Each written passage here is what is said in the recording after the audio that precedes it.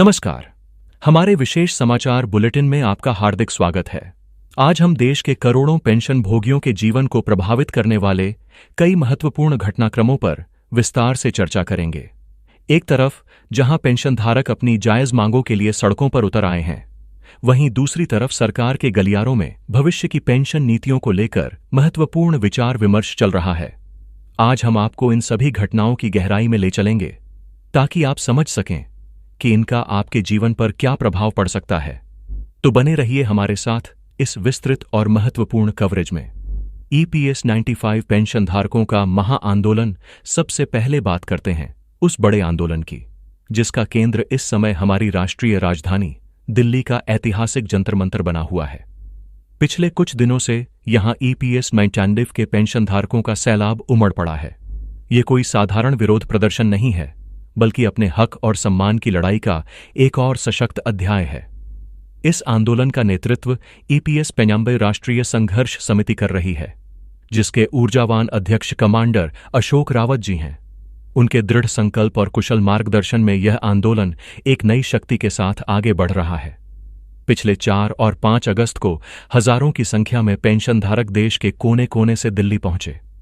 इन सभी का एक ही मकसद था, अपनी आवाज को सरकार के कानों तक पहुंचाना और अपने हकों के लिए संघर्ष करना। यह दृश्य अत्यंत मार्मिक और प्रेरणादायक है, जहां वरिष्ठ नागरिक अपने जीवन के इस पड़ाव पर आराम छोड़कर अपने हकों के लिए खड़े हैं। लेकिन सवाल यह है कि आखिर वो कौन सी मांगें हैं जिनके लिए ये लोग इतने बड़े पैमाने पर एकजुट हुए हैं। समिति ने सरकार के सामने 4 प्रमुख मांगें रखी हैं, जो उनके जीवन की बुनियादी जरूरतों से जुड़ी हैं। पहली और सबसे महत्वपूर्ण मांग है न्यूनतम मासिक पेंशन को बढ़ाकर 7,500 रुपये करना।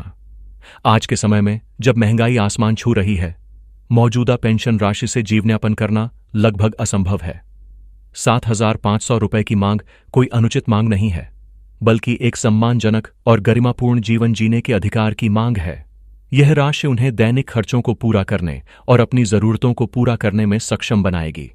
दूसरी बड़ी मांग है सभी पेंशन धारकों और उनके जीवन साथी के लिए मुफ्त चिकित्सा सुविधाओं का प्रावधान। उम्र के इस पड़ाव पर स्वास्थ्य संबंधी समस्याएं आम बात हैं और इलाज का खर्च अक्सर इतना ज्यादा होता है कि उसे वहन करना मुश्किल हो जाता है। बिना किसी शर्त के गुणवत्तापूर्ण चिकित्सा सुविधा हर पेंशन भोगी का अधिकार है। यह मांग उनके स्वास्थ्य की सुरक्षा सुनिश्चित करेगी और उन्हें आर्थिक तनाव से राहत देगी। तीसरी महत्वपूर्ण मांग पेंशन को महंगाई भत्ते DA से जोड़ने की है। यह एक अत्यंत तार्किक मांग है, क्योंकि महंगाई हर साल बढ़ती है और अगर पेंशन राशि स्थिर रहेगी तो उसकी क्रय शक्ति लगातार कम होती जाएगी। महंगाई भत्ता यह सुनिश्चित करेगा कि पेंशन का वास्तविक मूल्य समय के साथ कम न हो। इससे पेंशन भोगियों को महंगाई के प्रभाव से लड़ने में मदद मिलेगी और उनकी आर्थिक स्थिति स्थिर बनी रहेगी। चौथी और सबसे अहम मांग है माननीय सर्वोच्च न्यायालय द्वारा दिए गए निर्णयों को तत्काल प्रभाव से लागू करना। न्यायालय ने पेंशनधारकों के पक्ष में कई महत्वपूर्ण फैसले दिए हैं, लेकिन उन फैसलों का लाभ अभी तक उन तक नहीं पहुंचा है। यह न्याय की अवमानना है और पेंशनधारक इसी न्याय को जमीन पर उतारने की मांग कर रहे हैं। वे चाहते हैं कि न्यायालय के आदेशों का पालन हो और उन्हें उनका हक मिले, जिसके लिए वे इतने लंबे समय से इंतजार कर रहे हैं। इन 4 प्रमुख मांगों के अलावा समिति ने एक और मानवीय पहलू को उठाया है। उन्होंने उन सभी सदस्यों के लिए जो किसी कारणवश EPS 95 योजना के दायरे से बाहर रह गए हैं, 5,000 रुपये प्रति माह की अंतरिम राहत देने की भी मांग की है। यह कदम सुनिश्चित करेगा कि कोई भी वरिष्ठ नागरिक बेसहारा न रहे और सभी को एक न्यूनतम आर्थिक सुरक्षा मिल सके। इस आंदोलन की गंभीरता का अंदाजा इस बात से लगाया जा सकता है कि राजस्थान के कपासन और भोपाल सागर जैसे छोटे कस्बों से भी पेंशन धारकों के जत्थे दिल्ली पहुंचे हैं। बीती शाम को वहां से रवाना हुए प्रतिनिधिमंडल में राजस्थान के प्रदेश संगठन सचिव श्री हीरालाल वर्जिव और कपासन भोपाल सागर के अध्यक्ष श्री नंदलाल जाट जैसे प्रमुख नाम शामिल थे। इनके अलावा शंकर त्रिपाठी, संखी अहीर, हीरालाल छिपा, जयसिंह पूनिया, डालचंद जाट और रामेश्वर चोटिया जैसे कई अनुभवी सदस्य भी इस प्रतिनिधिमंडल का हिस्सा हैं। शंभू सिंह राणा, किशन भार्गव, सुभाष लाल शर्मा, मानसिंह राजपूत, हंसराज बैरवा, किशन जाट और रंजीत डांगी जैसे अनगिनत चेहरे भी इस भीड़ में शामिल हैं। जो अपने अधिकारों के लिए दृढ़ संकल्पित हैं। इस आंदोलन में विशेष रूप से राजस्थान रोडवेज के कई सेवानिवृत्त कर्मचारियों का शामिल होना यह दर्शाता है कि यह लड़ाई केवल एक संगठन की नहीं, बल्कि हर उस कर्मचारी की है जो अपने भविष्य को लेकर चिंतित है। ये सभी लोग अपनी मांगें लेकर सरकार के सामने अपनी आवाज बुलंद कर रहे हैं और न्यायालय के निर्णयों के अनुसार लाभ देने की मांग पर लगातार जोर दे रहे हैं। तो यह थी दिल्ली के जंतर मंतर से सीधी रिपोर्ट, जहां उम्मीदों और संघर्ष का एक नया अध्याय लिखा जा रहा है। अब हम आपको ले चलते हैं उन खबरों की ओर जो भविष्य के लिए एक नई आशा की किरण जगा रही हैं। 8वें वेतन आयोग से पेंशनधारकों को मिल सकती है बड़ी राहत। एक तरफ जहां सड़कों पर संघर्ष जारी है, वहीं दूसरी ओर सरकारी महकमों में 8वें वेतन आयोग को लेकर चर्चाओं का बाजार गर्म है। और इन चर्चाओं के बीच से पेंशन बढ़ोतरी को लेकर 3 ऐसी अच्छी खबरें निकल कर आ रही हैं जिन्हें पेंशन भोगियों के लिए किसी जैकपॉट से कम नहीं बताया जा रहा है। जैसा कि हम सभी जानते हैं, 7वें वेतन आयोग को लागू हुए लगभग 10 वर्ष पूरे होने वाले हैं और इसकी सिफारिशें दिसंबर 2025 तक ही मान्य हैं। इसी संदर्भ में 8वें वेतन आयोग के गठन और क्रियान्वयन पर काम तेजी से आगे बढ़ रहा है और जो खबरें छन कर आ रही हैं वे पेंशनधारकों के चेहरे पर मुस्कान ला सकती हैं।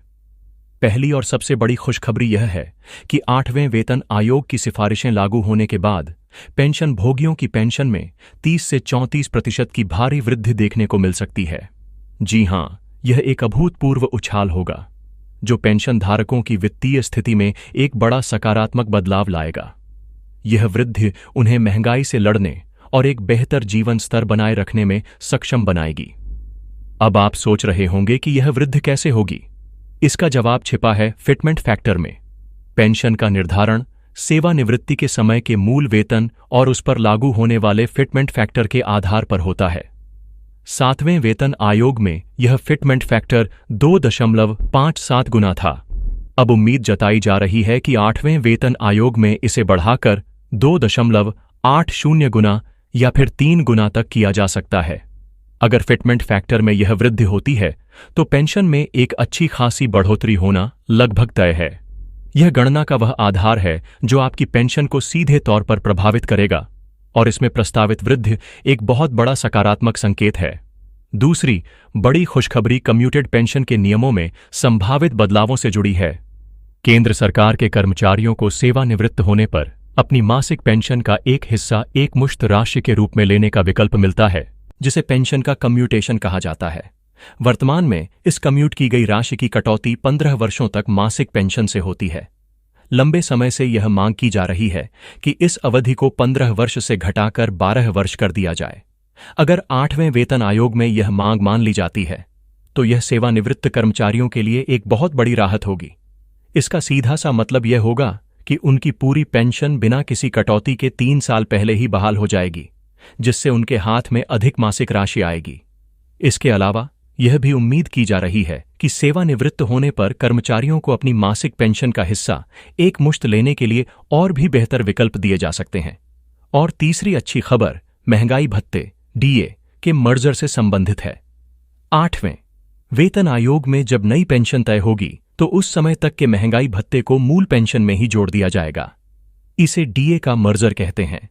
इसका फायदा यह होता है कि आपकी बेसिक पेंशन ही काफी बढ़ जाती है और भविष्य में जब भी डीए बढ़ेगा तो वह उस बढ़ी हुई बेसिक पेंशन पर कैलकुलेट होगा। इससे पेंशन में अचानक एक बड़ी बढ़ोतरी होती है और भविष्य की ग्रोथ का रास्ता भी खुल जाता है। यह एक तरह का डबल बोनस है जो पेंशन धारकों को वित्तीय रूप से और अधिक मजबूत बनाएगा। तो कुल मिलाकर 8वें वेतन आयोग से जुड़ी ये 3 संभावित खबरें, 30 से 34% की सीधी वृद्धि, फिटमेंट फैक्टर का बढ़ना, कम्यूटेशन नियमों में राहत और डीए का मर्जर, पेंशन भोगियों के लिए वास्तव में एक जैकपॉट साबित हो सकती है जो उनके जीवन के सुनहरे वर्षों को और भी सुरक्षित और सम्मानजनक बना सकती है। भागलपुर और वाराणसी में भी पेंशन धारकों का संघर्ष, लेकिन संघर्ष की कहानियां केवल दिल्ली तक ही सीमित नहीं हैं। देश के अलग अलग हिस्सों में भी पेंशन धारक अपनी समस्याओं को लेकर आवाज उठा रहे हैं। ऐसी ही एक बड़ी खबर बिहार के भागलपुर से आ रही है, जहां पेंशनर संघर्ष मंच ने एक बड़े धरना प्रदर्शन की चेतावनी दे दी है।